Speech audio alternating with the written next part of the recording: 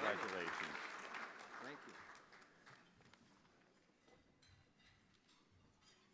So I've got a live oak book. It's really cool. I thought I was going to get my name added to a list. I thought I might get a plaque.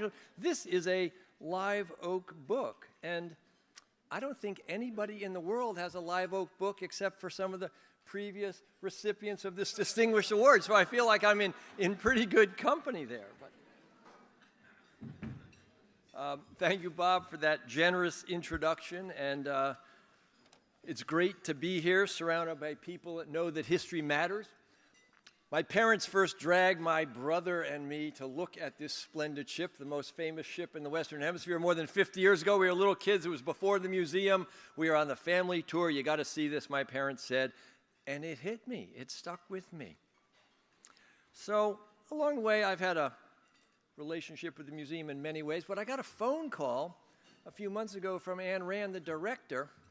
She asked me to call her back, left a message. And I was trying to think, why is Anne calling me? And I immediately assumed that I'd been asked to serve on another advisory panel, which I had forgotten about. I mean, I always enjoyed those gigs. I worked with Anne and the curator and the exhibit designers. We did some splendid things, and it was always fun. And we were putting the museum's best foot forward to help school kids and visitors understand the extraordinary history of the ship. But you know how it is. Sometimes you agree to do something, and they slip through the cracks. But instead, Anne said, oh, Jeff, you've been selected for the Samuel Eliot Morison Award. I was floored, and then I was deeply appreciative.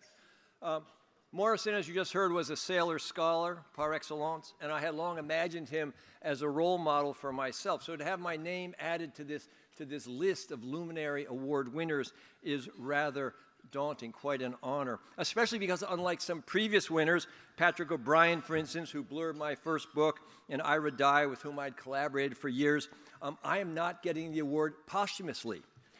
And so I get to give a little talk. Anne said I only had 35 minutes. So I'm not going to pitch my books. Bob's done more than that I might have. But I understand that, you know, friends buy friends' books. The holiday season is coming. Some of you might want to go out there. Now, I'll say this. Admiral Morison and I wrote different kinds of history.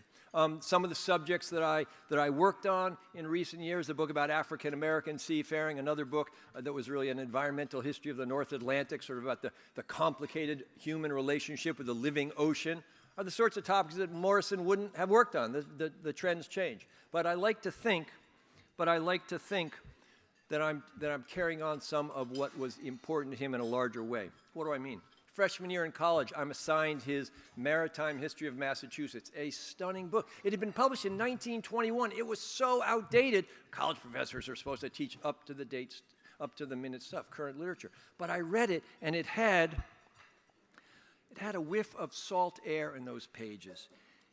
And it helped me, it pushed me in certain ways to become a maritime historian. So many years later, after 10 years at sea, where I actually learned a lot more than I did in graduate school, I went back to Morison's book, and that became, in a certain way, a launching pad for that book I wrote about African-American seamen. By then, Admiral Morison was dead. We never met, but I laid eyes on him during the last summer of his life when he tottered out onto the pier at his summer house in Northeast Harbor, Maine. He was just at the end of his life, and I was in the way of 21-year-old men just beginning mine. It was my first paid command that summer. I'd been asked to captain an Alden schooner yacht out of Northeast Harbor. It was a splendid opportunity. I felt like Christopher Columbus on the ship. And there's Morison on the pier. So I kept a weather eye out. I wanted to see the great man. Some years later, I was with the WGBH TV crew in the Caribbean, retracing Columbus's first voyage for a TV extravaganza, which has aired on TV quite a bit. Bob, yes, you might have seen my ugly face on that one. It was a younger face then. But we were making this TV extravaganza for the 500th anniversary. And in my sea bag was Admiral Morison's Pulitzer Prize-winning biography of Christopher Columbus. Later in my career, I was asked by the New York Times to review a new book, supposedly, on John Paul Jones, founder of the U.S. Navy. Why not? I'd read Morison's biography of Jones. What could this Scotsman add? Well, he didn't add a thing. the rich, copied Morison's biography word for word, and I busted this big plagiarism case, and it went ricocheting across both sides of the Atlantic and ended up on the front page of the New York Times. It was really quite a dramatic event. But the point is, I'm sitting there with my lovely wife. I said, hey, Bob Harris from the Times wants me to write this book review. And I started reading the galleys, and I just felt like, oh, I've read this before. So I went into my study, and I pulled down Morison's book, 1959. And I said, hey, hon, listen to this. One paragraph of Morison, one paragraph of Mackay. Oh.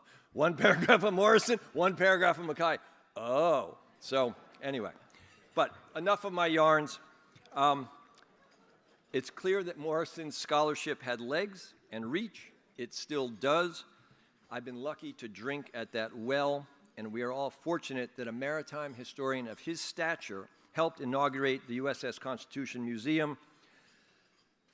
The things that he cared about, you know, he was the great patriot historian writing the history of the Navy, the multi-volume history of the Navy after World War II, a splendid set of books that my grandfather, who had been a World War I Navy vet, admired quite a bit. So I think that Morison's contributions are enduring. Let me just end by circling back to the present. Every good museum has one foot in the past and one in the present. And each of us in the room here tonight knows that we face as a society some grand challenges: coping with climate change and sea level rise, finding cures for cancers, developing non-polluting energy, et cetera, et cetera. The list goes on, and as a scientifically literate citizen, I'm certainly behind those initiatives. But I also think that while we emphasize the STEM disciplines, science, technology, engineering, and math, it's important not to do that to the exclusion of other things. Tonight, we are here to celebrate the museum and its mission to promote historical literacy and historical investigation. I thank all of you for your support. As a nation, we will deal with sea level rise, end cancer, end energy. I'm confident of it. But along the way, attention to history, attention to the values of the past, and attention to what people in the past, like the sailors and officers on that splendid ship, and men like Morison himself did, keeping track of that will help us keep our bearings. So, Old Ironside's crews sailed fast, shot straight, stood up for country, and told the truth, as my friend Captain Swicker had his men on the Vicksburg do as well. They inspired later generations to follow them into service. They inspired yet others to pick up the pen and recover lost lives and tell of those exploits. And those quests anchor us as a people in time.